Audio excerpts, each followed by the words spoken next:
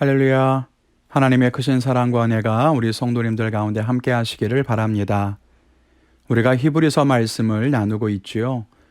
환난 속에서도 변함없는 믿음으로 안식에 이를 때까지 신앙을 지켜야 한다고 강조했습니다. 오늘은 히브리서 4장 14절로 16절 말씀을 함께 묵상하면서 은혜를 나누고자 합니다. 그 첫째는 예수님이 대제사장이시다라고 하는 겁니다. 히브리서 기자는 예수님이 대제사장이라는 사실을 강조하는데요. 예수님이 곧 대제사장이라는 이 명제는 히브리서의 주제를 견고하게 붙드는 아주 중요한 진리입니다. 오늘 본문에는 대제사장이신 예수님을 설명하는 서론과 같습니다. 14절에 말합니다. 우리가 믿는 도리를 굳게 잡아야 한다. 왜냐하면 우리에게는 하늘로 올라가신 대제사장이신 하나님의 아들 예수가 있기 때문이다. 믿음을 굳게 붙잡으라는 것은 히브리서 기자가 지금껏 계속 강조해왔던 것입니다. 3장 6절에도 우리가 소망의 확신과 자랑을 끝까지 굳게 잡고 있으면 이라고 하고 3장 14절에도 우리가 시작할 때에 확신한 것을 끝까지 견고히 잡고 있으면 이라고 말합니다. 그렇다면 무엇을 잡으라는 것일까요? 굳게 잡아야 하는 믿는 도리란 무엇일까요? 히브리서 기자가 지금까지 말한 것을 보면 굳게 잡아야 하는 믿음은 곧 예수 그리스도에 대한 믿음을 말합니다. 그런데 왜 예수 그리스도를 붙잡아야 하는가? 성경은 예수님이 대제사장이기 때문이라는 것입니다.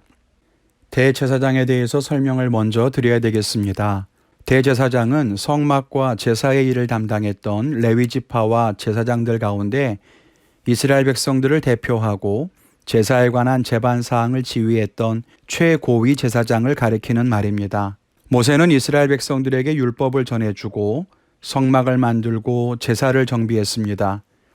그러면서 레위 지파를 선택해서 제사와 성막을 담당하게 했고 아론을 대제사장으로 또 그의 가문을 제사장 가문으로 세웠습니다.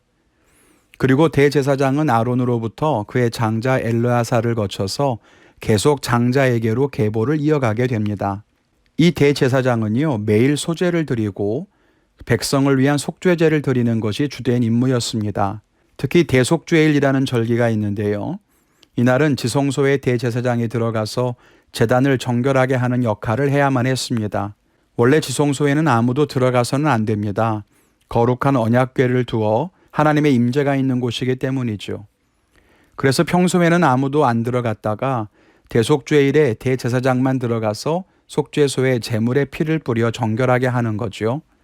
그렇게 함으로써 모든 이스라엘의 죄를 씻게 됩니다. 만일 대제사장이 죄가 있다면 이 지성소 안에서 죽을 수 있기 때문에 대제사장은 허리에 끈을 메고 방울을 달고 지성소에 들어갑니다. 만일 방울 소리가 오래 안 난다면 죽었을 것이라고 생각해서 밖에서 끈을 잡아당겨 대제사장을 꺼내는 것입니다.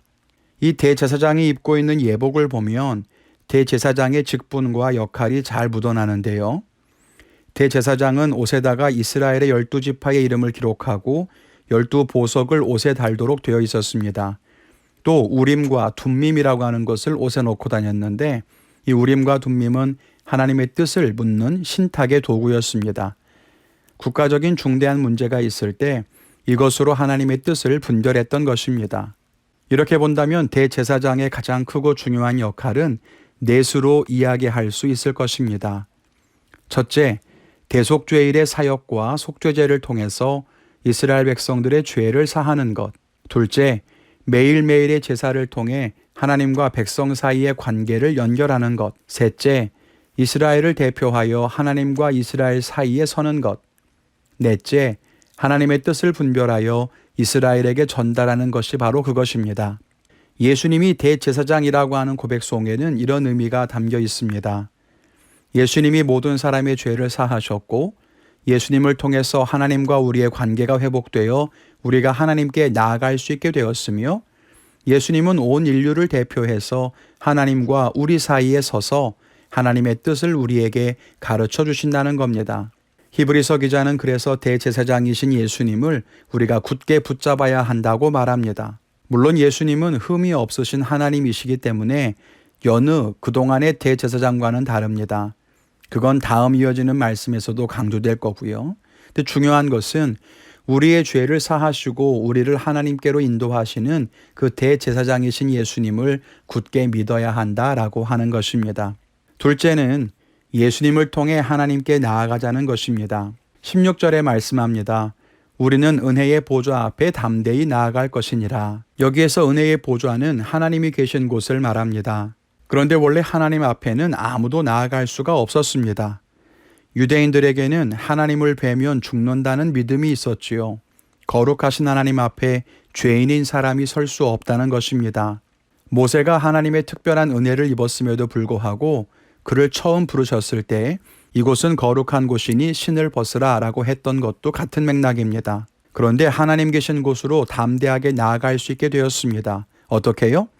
대제사장이신 예수님께서 하나님과 우리 사이를 이어주셨기 때문입니다. 하나님과 우리 사이를 갈라놓았던 죄의 벽을 허무시고 이제는 하나님과 우리를 화목하게 하신 거지요.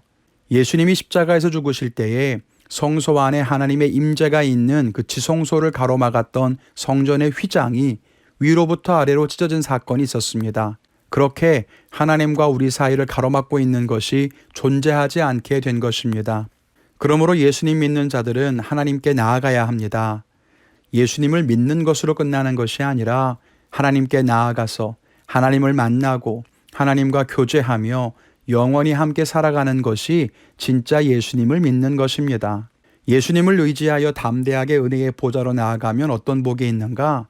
16절에 말하기를 우리가 긍휼하심을 받고 때를 따라 돕는 은혜를 얻을 수 있다는 것입니다. 하나님의 긍휼과 도우시는 은혜를 받을 수 있는데 그것도 나의 필요를 따라서 적합한 때에 은혜를 주신다는 것입니다.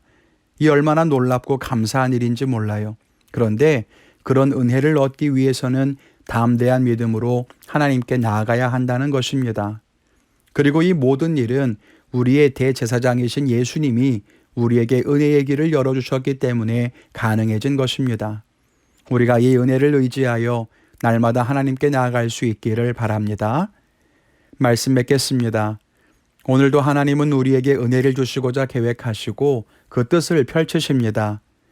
우리는 그리스도의 보혈을 담대히 의지하여 하나님께로 나아가야 합니다. 비록 우리가 죄가 많고 정결하지 못하지만 하나님께서 우리를 도우시고 은혜를 베푸실 것을 믿고 나아갑시다. 하나님은 반드시 우리를 지키시고 선한 곳으로 인도하실 것입니다. 비록 지금 어려운 때를 보내고 있지만 지금도 합당하게 필요한 때를 따라 도우실 것을 믿고 나아가서 주님의 은총으로 승리하시기를 간절히 축원을 드립니다.